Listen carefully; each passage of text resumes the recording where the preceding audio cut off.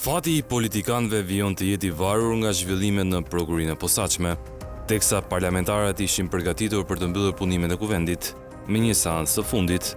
Një letër porosi nga SPAK rrëzoi planet e tyre. Kërkesa për heqjen e imunitetit për zëvendës kryeministren Belinda Balluku, e cila vijon të jetë qendra më e madhe gravitacionale e debatit publik, shkaktoi një furtunë në klasën politike, aq sa kausi u rikthye sërish edhe në kuvendin e Shqipërisë. Ky zhvillim nga SPAK duket se ishte elementi që prisnin demokratët për të maksimalizuar diskursin e tyre publik kundër majorancës. Protestat e një pasnjëshme në bulevard, si dhe debati I brendshëm për çështjen e Ervin Saliani, kishte filluar ta lodhte partinë. Fjalët në foltore nuk po kishin më peshë dhe protestën kombëtare të lajmëruar për ditën e hënë po shihnin vetë me skepticizëm. Për ta letër porosia nga SPAK ishte një zhvillim I jashtëzakonshëm dhe si I tillë, edhe bashkëtesa politike në sallën e kuvendit nuk mund të ishte më në kushte të zakonshme.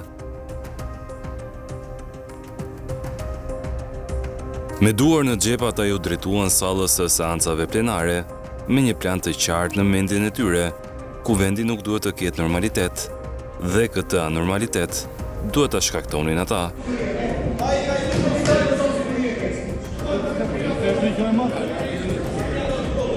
Strategjia e përdorur nuk ishte njërisi, madje ishte aq e afërt në kohë, sa ngjasoi me një déjà vu e vitit 2024. Fillimisht duheshin zënë pozicionet e kabinetit qeveritar në sallën e kuvendit, si edhe karrige e kryeparlamentarit, në mënyrë që seanca të mos fillonte. Por Garda e Republikës ndërhyri në kohë dhe gjysmën e karrigeve të ministrave zun demokratët, ndërsa pjesën tjetër socialistët. Niko Peleshi hezitoi për disa minuta që të niste punimet e kuvendit, duke pritur me shpresë se situata do të normalizohej, jo nga arsye e deputetëve opozitar, por nga forca e gardisëve.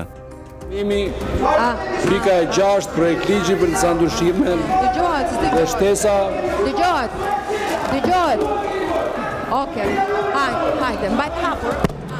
Në ligjin numër 16. Asgjë tillë nuk ndodhi dhe seanca nisi, ku në të djathën e Peleshit ishin deputetët e PD-s, të cilët përlesheshin me Gardën e Republikës, ndërsa në krahun e majt ishin kolegët e tij socialist, në një qetësi absolute përballë këtyre zhvillimeve.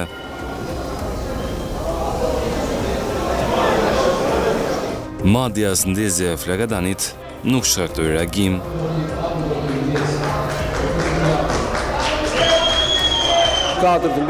Kjo përplasje nuk ishte konstante në sallën e kuvendit. Pikun e parë arriti kur Niko Peleshi ftoi Endrit Shabanin të bënte betim si avokat populli, personi I cili u zgjodh në atë post si kandidaturë mbështetur nga firmat e demokratëve, por që në publik u prezantua si infiltruar I socialistëve për të kapur edhe këtë institucion. Betohem se gjatë kryerjes detyrave të mia do të mbroj KDE liritë dhe të drejtat themelore të njerëzve pa dallim, në përputhje me Kushtetutën dhe me ligjet e Republikës së Shqipërisë. Zoti Shabani. Betohem. Suksese dhe punë të mbarë. Fillojmë.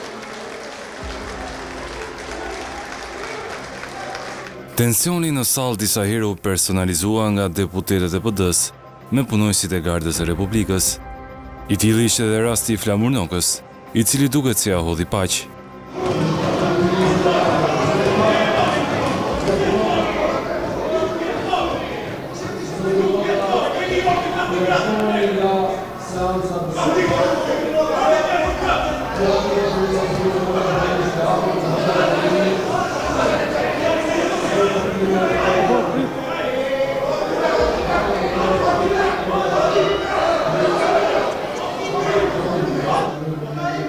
Ndërsa disa herë të tjera, deputetët përfunduan në tokë dhe salla ku flitet u kthye në arenë përleshjeje.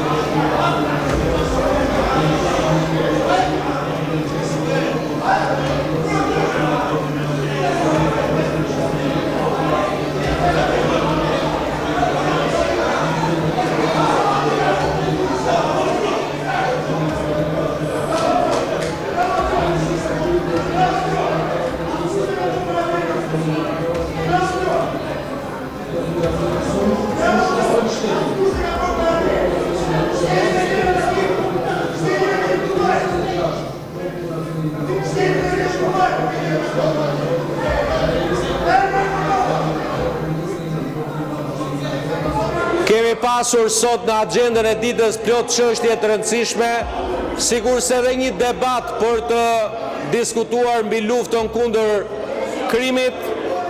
Duket që opozita nuk do ta zhvillojmë seancën. Ju lutem hidhni në votim propozimin tim për të kaluar me njëherë në votim. Faleminderit. Kaq mjaftoi që kartonët e shqiltë ngrieshin dhe miratimi i projektligjeve filloi një nga një. Numri i tyre ishte aq i lartë sa u deshën gati 35 minuta për të miratuar aktet, pasi seanca e fundit për këtë vit kalendarik kishte parashikuar të votonte gjithçka çfarë kishte mbetur pa votuar në pjesën tjetër të vitit. Në bazë të nenit 49 ka të drejtë të propozoj ndërprerjen e diskutimeve. Kështu që hedhim në votim propozimin e kryetarit të grupit parlamentar të Partisë Socialiste për ndërprerjen e diskutimeve dhe kalimin në votim. Ndërpresim diskutimet, kalojmë në votim.